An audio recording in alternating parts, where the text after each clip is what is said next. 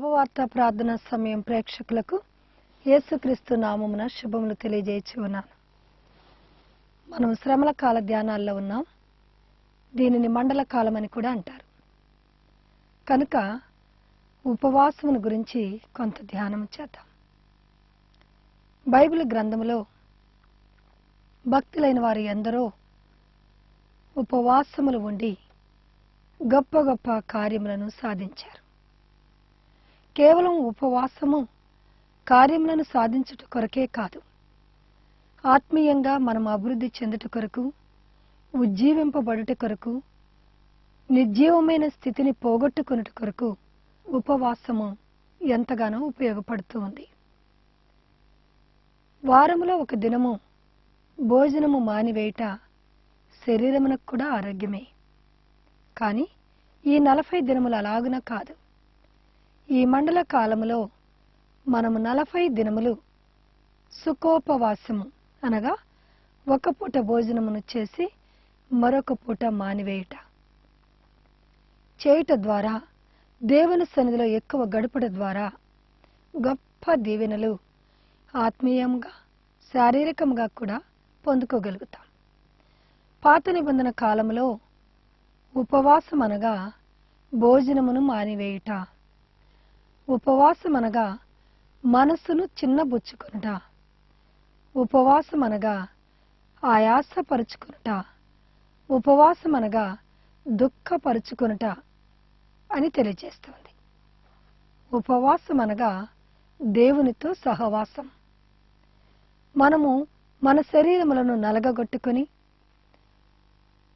లోకాశలను విసర్జించి మనలను మనము తగ్గించుకొని ప్రార్థించుట ద్వారా మనము దేవునికి దగ్గరగా జీవించగలుగుతాం. అందుకే ఉపవాసం అనగా దేవునితో సహవాసం. దేవునితో సహవాసము చేయదలిచిన వారు వీరికి ఈ లెంట్ డేస్ లేక ఈ మండల కాలము చాలా చాలా ఉపయోగకరమైన దినాలుగా ఉంటాయి. సంవత్సరములో ఒక్క 40 దినములు 47 దినములు ప్రభువుతో మానక ప్రతి దినము గడుపుట ద్వారా గొప్ప ఆత్మీయ అంతస్తులోనికి మనం వెళ్ళగలుగుతాం. పోయిన వారం మనం నేర్చుకున్నాం. లెంటన్ అనగా చిగురించుట లేక సిద్ధపాటు, లెంట్ అనగా ఉజ్జీవింపబడుట అని మనం నేర్చుకున్నాం. కనుక ఈ 40 దినాల్లో ఆత్మీయంగా చిగురించుట కొరకు, రాకడ కొరకు సిద్ధపడుట కొరకు, నిర్జీవమైన స్థితి నుండి ఉజ్జీవింపబడుట కొరకు ఈ దినములు ఎంతో ప్రయోజనకరముగా మనకి ఉన్నాయి. కనుక ఉపవాసము చేయుట చాలా అవసరం. ధర్మశాస్త్రములో మోషే కూడా ప్రాయశ్చిత్తార్థ దినమున ఉపవాసము ఉండాలని వ్రాశాడు. మన పాపములను ఒప్పుకుంటూ ఉపవసించి ప్రార్థించినప్పుడు గొప్ప జవాబును మనం పొందుకోగలుగుతాం. అలాగే ఏలియా కూడా మొదటి రాజుల గ్రంథం 19వ అధ్యాయం 6వ వచనంలో 40 దినములు ఉపవాసముండి ప్రార్థించుట ద్వారా నూతన అభిషేకమును పొందుకోటే కాకుండా ప్రభువు కొరకు ఇంకా రోషం కలిగిన వాడిగా జీవించగలిగాడు. 3 రాజులను అభిషేకమును చేశాడు. 40 దినముల సుదీర్ఘ ప్రయాణమును చేయగలిగాడు. గొప్ప గొప్ప కార్యములను ప్రభు కొరకు చేయగలిగాడు. అలాగే మోషే కూడా 40 దినములు అన్నపానాదులను మాని మంచుకు తడుస్తూ ఎండకు ఎండుతూ సీనాయి పర్వతం మీద ఒంటరిగా ప్రభు సన్నిధిలో 40 పగళ్ళు 40 రాత్రులు గడుపుట ద్వారానే ఈ దినాన ప్రపంచమునకు లా లేక న్యాయశాస్త్రము వచ్చింది. ప్రపంచమంతా కూడా దేవుని ఎరిగిన వారు ఎరగని వారు కూడా ఈ ధర్మశాస్త్రమునే అనుసరిస్తూ ఉన్నారు. కనుక ఈ గొప్ప న్యాయశాస్త్రమును మోషే తీసుకుని రావటానికి 40 దినములు ఉపవసించి ప్రార్థించాడు. ఈ దినాన ధర్మశాస్త్రము మనం ఆచరించగలుగుతున్నాము అంటే మోషే యొక్క 40 దినముల ఉపవాస ప్రార్థన.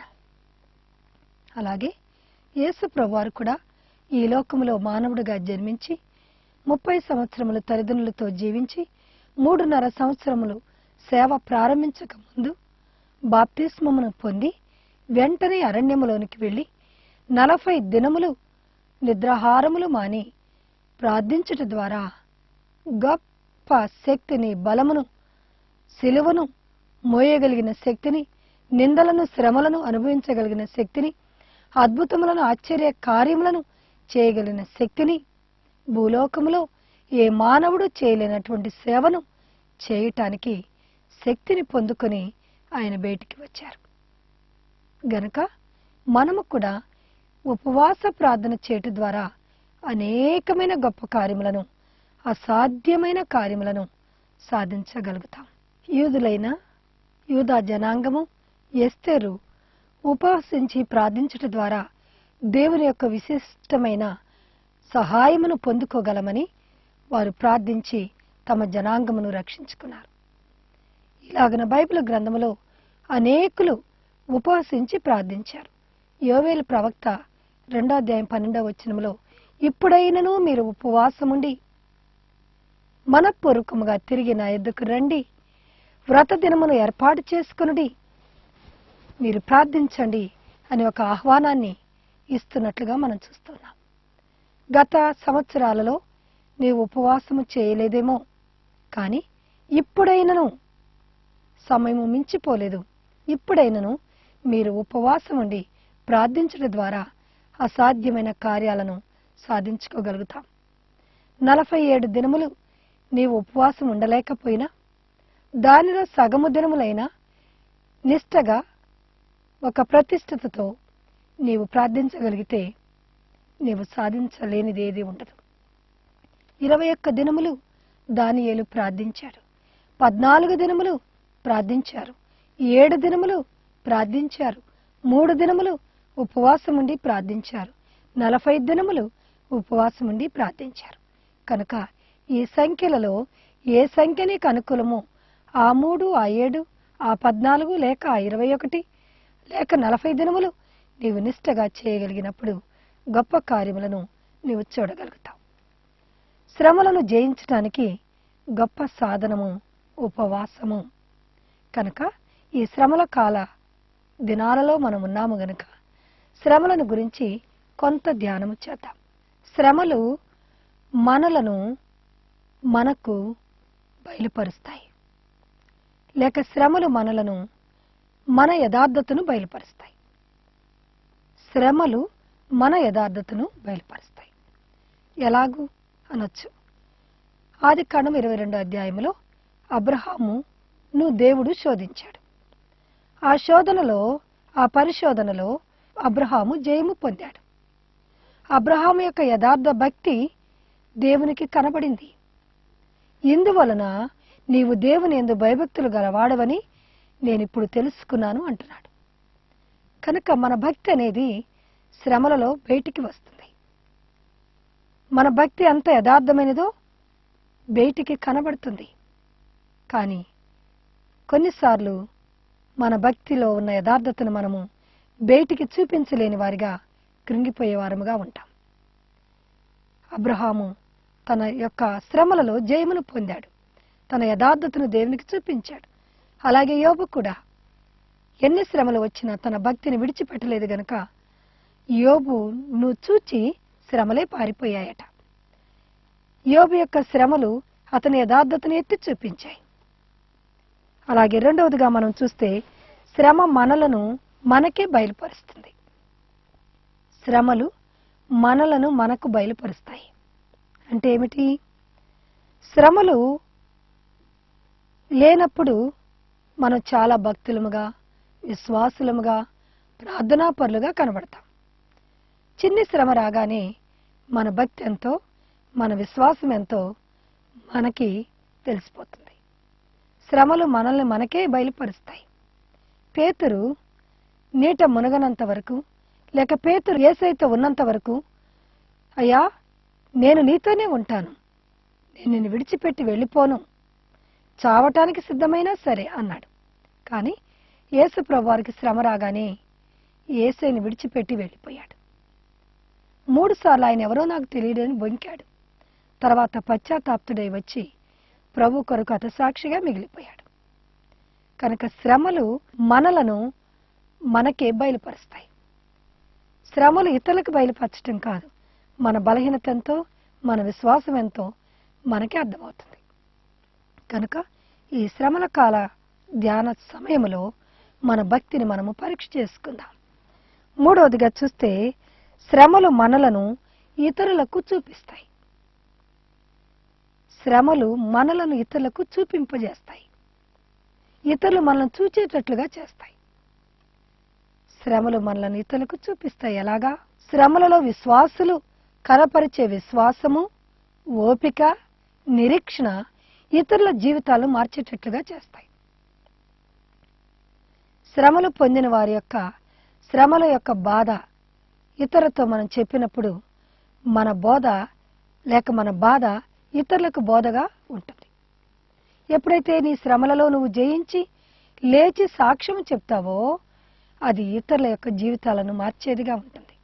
కనుక శ్రమలు మనలను ఇతరులకు ఎత్తి చూపిస్తాయి. అనగా శ్రమలలో మనమిచ్చే సాక్ష్యము ఇతరుల జీవితాలను మార్చివేస్తుంది. అందుకే ఒక భక్తుడు ఇలా అన్నారు, మన బాధ ఇతరులకు బోధను కలిగిస్తుంది. కనుక శ్రమలను జయించాలి. సహనముతో, ఓపికతో మనం శ్రమలను జయించినప్పుడు మన సాక్ష్యం ఇతరుల జీవితాలను మార్చివేస్తుంది. నాలుగవది, శ్రమలు మనలను చెడు మార్గంలో నుండి తప్పిస్తాయి. శ్రమలో మనం ఉన్నప్పుడు దేవుడు మనకు బోధిస్తాడు. మనం నడవవలసిన మార్గమును ఆయన మనకి చూపిస్తాడు.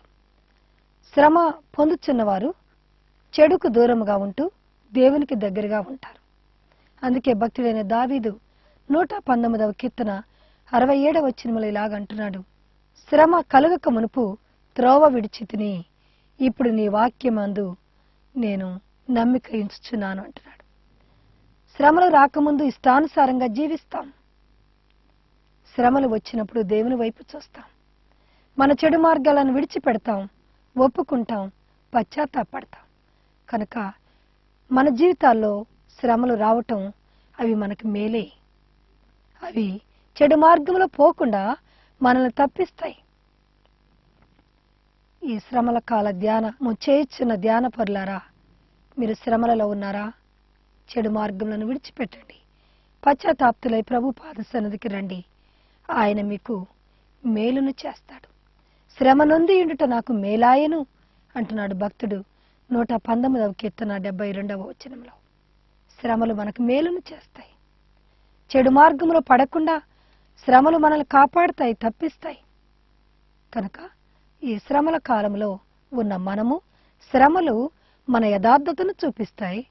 శ్రమలు మనలను ఇతరులకు ఎత్తి చూపిస్తాయి. శ్రమలు మనలను మనకే చూపిస్తాయి. శ్రమలు మనలను చెడు మార్గము నుండి తప్పిస్తాయి.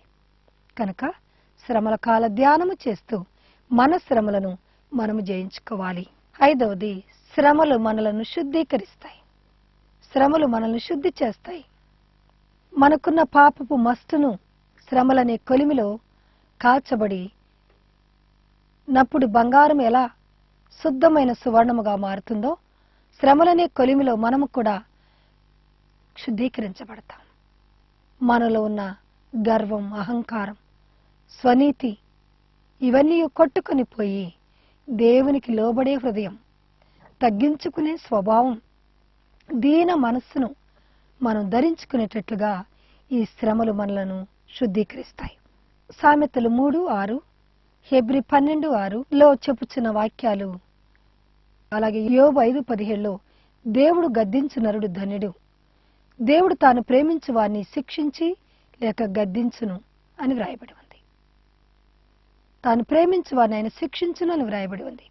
కనుక దేవుడు మనల్ని శిక్షించడం ద్వారా శిక్షణ కలుగుతుంది. శిక్షణ అనగా ట్రైనింగ్. దేవునితో జత పనివారిగా మనం పని చేయాలి అంటే మనకు ట్రైనింగ్